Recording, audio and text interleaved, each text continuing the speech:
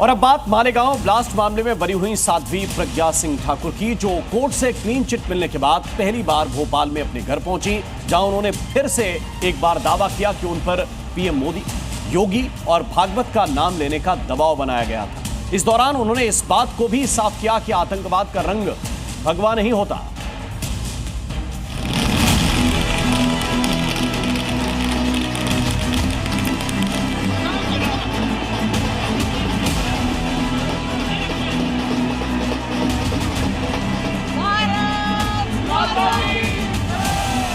हमारे माननीय मोदी जी का नाम, योगी जी का नाम, माननीय इंद्रेश जी का नाम और तमाम वो नेता जो बड़े बड़े नेता हैं उन लोगों के नाम लेने के लिए कहा। कौन कहता है कि रंग नहीं होता?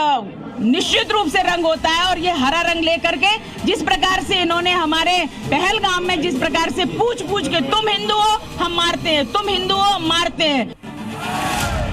मालेगांव विस्फोट मामले में क्लीन चिट मिलने के बाद बीजेपी के पूर्व सांसद प्रज्ञा सिंह ठाकुर भोपाल में अपने सरकारी आवास पहुंची, जहां ढोल नगाड़ों और आतिशबाजी के साथ उनका जोरदार स्वागत किया गया।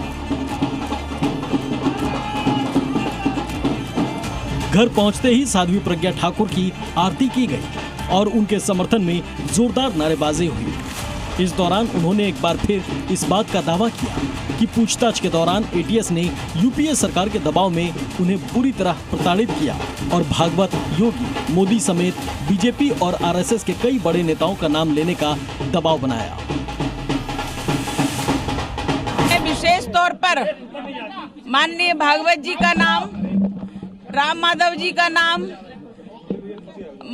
हमारे माननीय मोदी जी का नाम, योगी जी का नाम, माननीय इंद्रेश जी का नाम और तमाम वो नेता जो बड़े बड़े नेता हैं उन लोगों के नाम लेने के लिए कहा कि उन्होंने कहा और हमने ऐसा किया, ये बोलो। इस दौरान साध्वी प्रज्ञा ने आतंकवाद को भगवा कहे जाने पर भी सवाल उठाते हुए कहा कि हिंदू कभी आतंकवादी नहीं होता, आतंकवाद का रंग हरा होता है। हिंदू सबके बारे में शुभ चाहता है, इसलिए वो कभी आतंकवादी नहीं हो सकता। कौन कहता है कि रंग नहीं होता? निश्चित रूप से रंग होता है। और ये हरा रंग लेकर के जिस प्रकार से इन्होंने हमारे पहलगाम में जिस प्रकार से पूछ पूछ के तुम हिंदू हो हम मारते हैं, तुम हिंदू हो हम मारते हैं, और जिस प्रकार से उन्होंने कपड़े उतरवा करके लोगों की परीक्षण किया और हिंदू है इसलिए मारा, तो इसलिए मुसलमान आतंकवाद होता है, ये निश्चित है।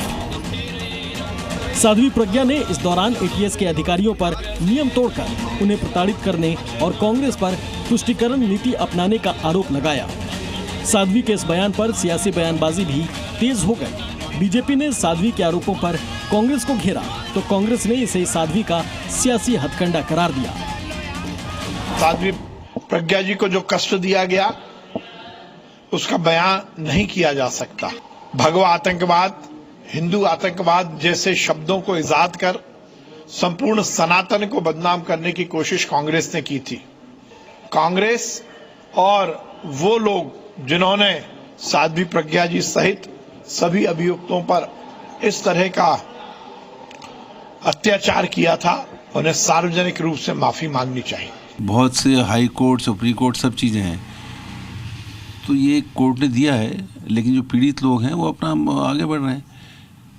और अब कुछ मिल जाए, और भारतीय जनता पार्टी की मध्य प्रदेश और दिल्ली में सरकार है, कुछ पद मिल जाए, कुछ हो जाए,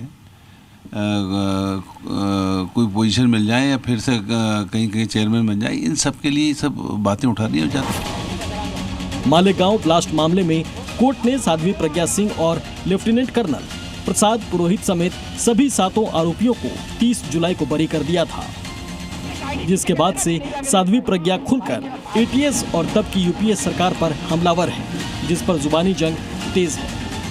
ब्यूरो रिपोर्ट, जी मीडिया।